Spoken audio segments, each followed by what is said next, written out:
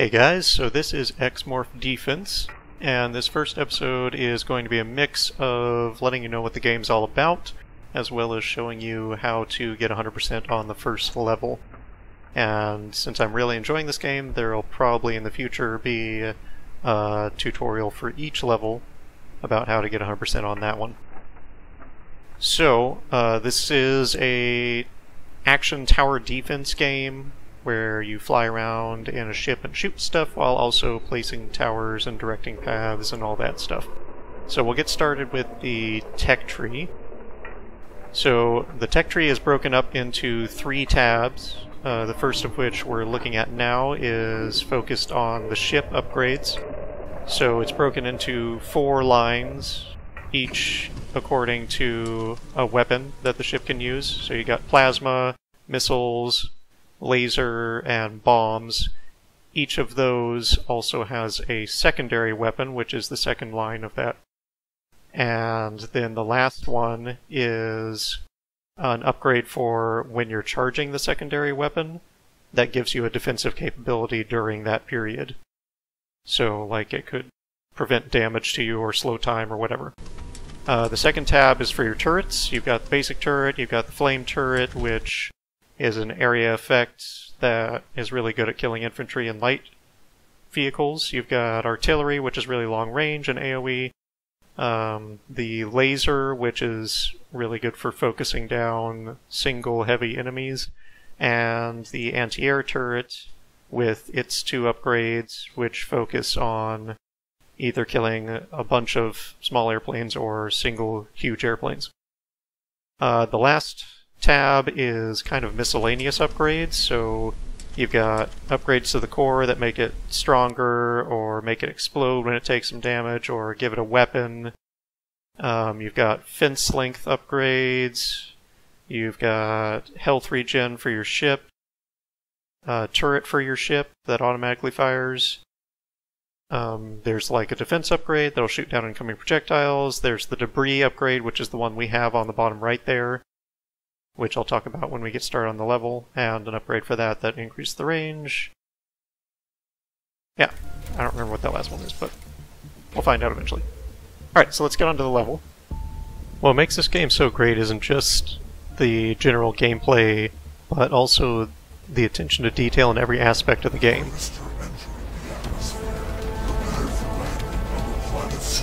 So for instance, if you hold shift, you can fast forward through any part of these cutscenes, which I like better than just skipping the cutscene, like most games do. A huge object has hit the ground south of the city. Eyewitnesses claim that it was some kind of spacecraft. Police and emergency services are en route to the impact site. This might be our first contact with an extraterrestrial civilization. Also, the cutscenes are in-game footage, and the game looks good enough that that's not a problem. Local lifeboats initiated the X-Morph fight to scout the area. So here you see the controls. So it's going to be WASD to move, and the number keys to select your weapon. Left click to shoot, and right click, if you hold it, it'll charge your weapon. Yep, that's pretty much it. So here's the ship. The aliens are shooting at us! Call the army! And those controls are really responsive and fluid, and it just feels really good to fly.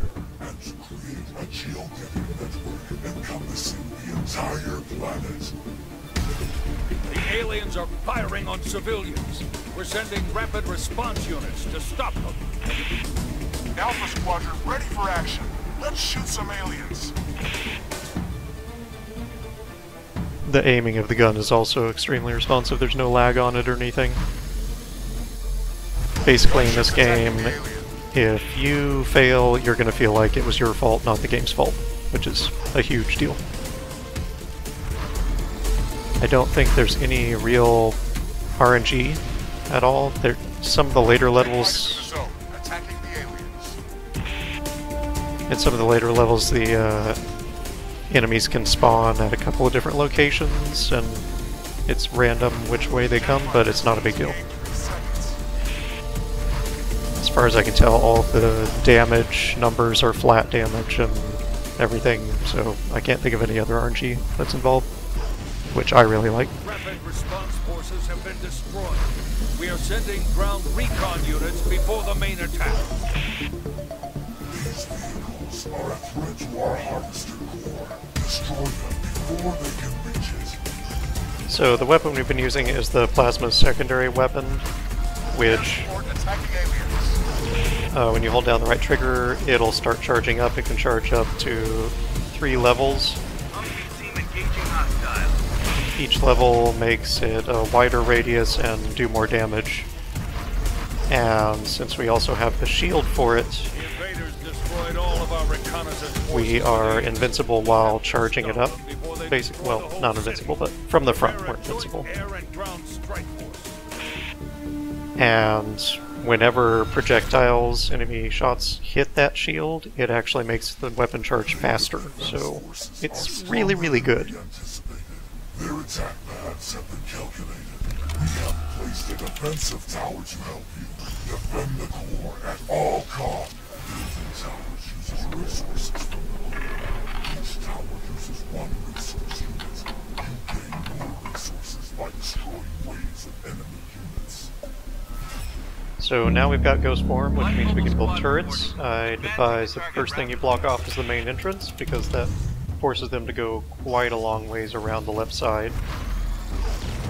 Ghost Form is pretty awesome because it not only lets you build, it also makes you move really fast and makes you immune to enemy fire. So if you're ever in a sticky situation, you can just go Ghost Form immediately and get out of it until get to a safe place and regenerate. Or you can use it to get around the map really quickly. It's also necessary for picking up debris, which the debris will give you a small amount of resource, which is what you use to build the turrets. So it's just a little bit, but it builds up over time and might get you a few extra turrets throughout the map. We're sending more units in the second attack wave. Armored units will be ready you'll to notice strike in the that next wave. I'm blocking off so that they are funneled down this this roadway right in front, because it's a nice long road that makes it really easy for your plasma secondary weapon to take out huge chunks of troops. And these jeeps are really good to use the secondary weapon on because they shoot so many projectiles that you can charge it up in basically instantly and just fire level 3 shots over and over. When you're using the secondary plasma weapon, what you want to do is, while you're charging it, you can move into enemy fire so that it charges faster, but as soon as you're ready to shoot, you need to start backing up so that the shots don't hit you while your shield is down. And then once you're able to start charging again, you can go back and repeat.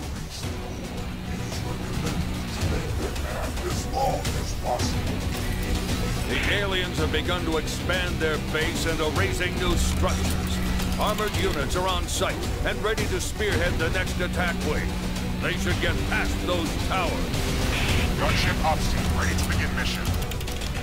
Tank Brigade reporting. Leading assault. On the first level, there's really no need to wait, like in the building phase. Just go ahead and start the next wave as soon as you can.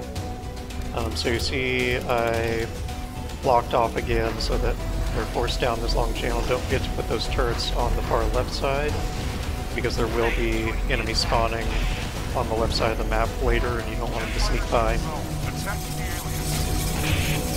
You also notice that I'm picking up debris like pretty frequently, and you'll want to do that because it does disappear after a while if you leave it on the ground, and it also seems to disappear if there's too much of it on the ground. So especially when killing a lot of stuff really quickly, you want to pick up debris more quickly. At least that's been what I've observed. And the tanks are much more difficult for the turrets to take care of. They're a lot more resilient to turret fire, so you basically want to focus on taking out the tanks and picking up debris most of the time. While you're picking up debris in ghost form is also basically time to regenerate any damage that your ship has taken, so it's kind of double duty. And we are observing an increasing number of alien towers. Looks like their base is growing. A strong enemy attack is incoming. Prepare for a fierce fight. These aliens are definitely hostile. We can't let them spread. Civilian casualties are secondary. Prepare a stronger assault force. Thanks, joining the attack. So as you may have noticed there, I was just kind of like turning toward the jeeps to collect their fire on the shield, and then using that to blast the tanks. You really want to treat enemy fire as an asset when you're using the secondary plasma weapon, because it's basically just more damage for you. We should also talk about the turrets, because the turrets are... the devs have made a choice that I really like, which is you can get a full refund for any turret when you sell it. You can also just pick up and move turrets to new places. So they're really not punishing you for making little mistakes. They just want you to focus on, you know, the strategy, and you're free to change that strategy on the fly if you choose to.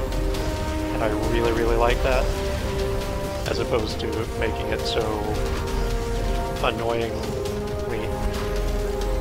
particular that you end up having to restart levels all the time because, oh, I put this one slightly too far to the right. That's no fun. So, and the fences between the turrets, they will automatically connect to whatever's near them if you hold down control when you're placing the turret, which is a nice shortcut. You also don't get locked into the tech tree. You can change your tech around before the start of any level, which is really great. The hit is coming. The aliens are using advanced tactics against our forces. We have to attack them from several directions at once. We're sending everything we've got at the alien core. If this doesn't work, we'll have to authorize the use of Tarantula Mark V. Air support, your location, 1 minute. Impossible. Warning. A very strong attack is incoming. You can freely move towers. No rules to shoot.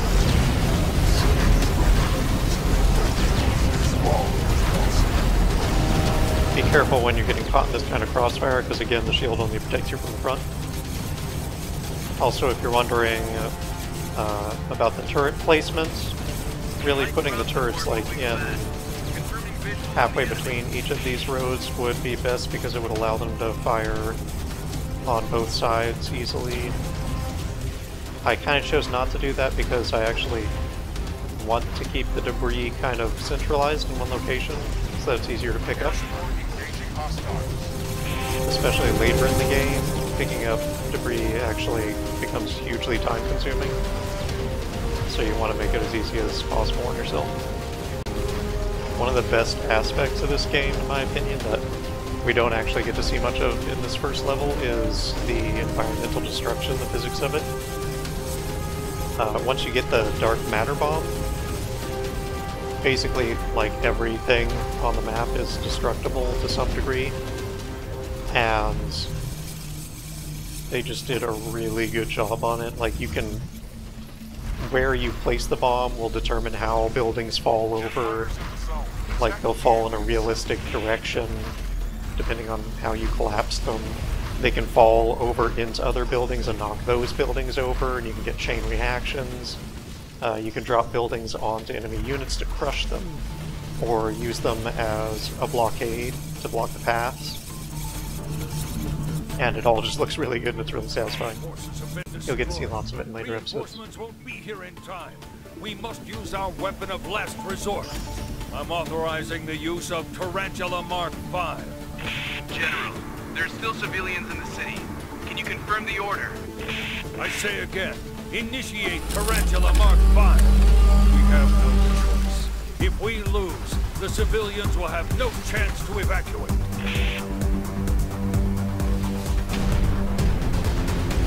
Tarantula Mark V, ready for battle. heading towards the alien base. Affirmative. Try not to bring the whole city to the ground. Yes, sir. Here's the big boss guy. Straight out of Wild Wild West, it seems.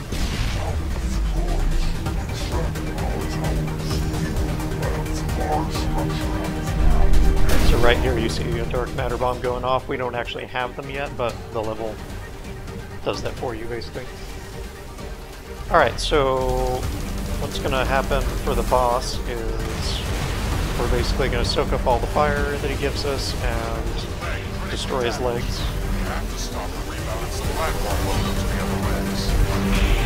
When a leg goes down,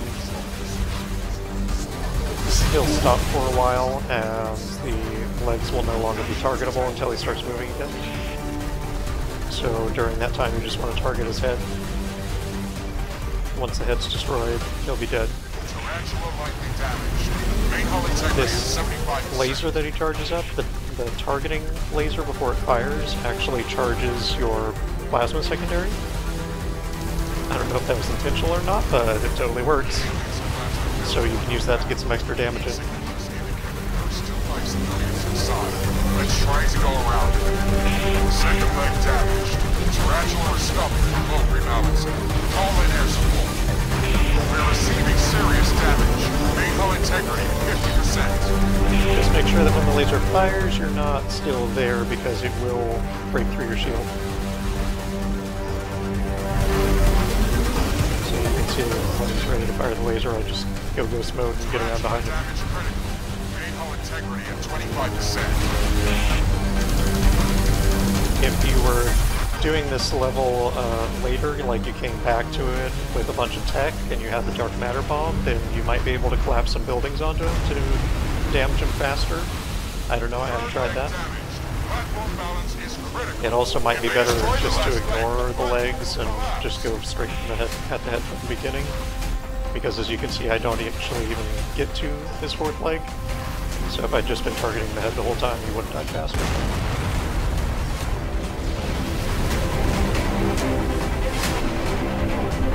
And there she blows.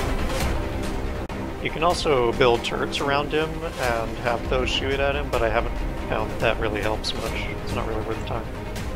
Tarantula has been annihilated. All remaining units retreat. We have to fall back and regroup. Congratulations. Despite the surprise attack, you fended off all enemy units. We didn't expect to encounter intelligent life forms. However, the harvesters have already begun to land, and we must continue. The next cores are approaching the atmosphere according to the planetary assimilation schedule. Move your consciousness to the next landing site. I like how they give you the little pan over at the end to see what you built, what happened to the surroundings. So here's the scoring. It's mostly to do with whether your core took damage, then time, then debris, and regenerations is the least important. But as you can see, we got our meager claim to fame there, 100%, better than 100% of players. And that'll do it for me, so I hope if you don't already have this game that you're interested in it now, because it's one of the best tower defense games, hands down, that I've ever played. Usually when I play through a game, I'll be like, I wish they'd add this or take out that, and that's never happened in this game. They've already done everything that I would have critiqued it for. So I hope you'll join us in later episodes, because it gets a lot crazier than this.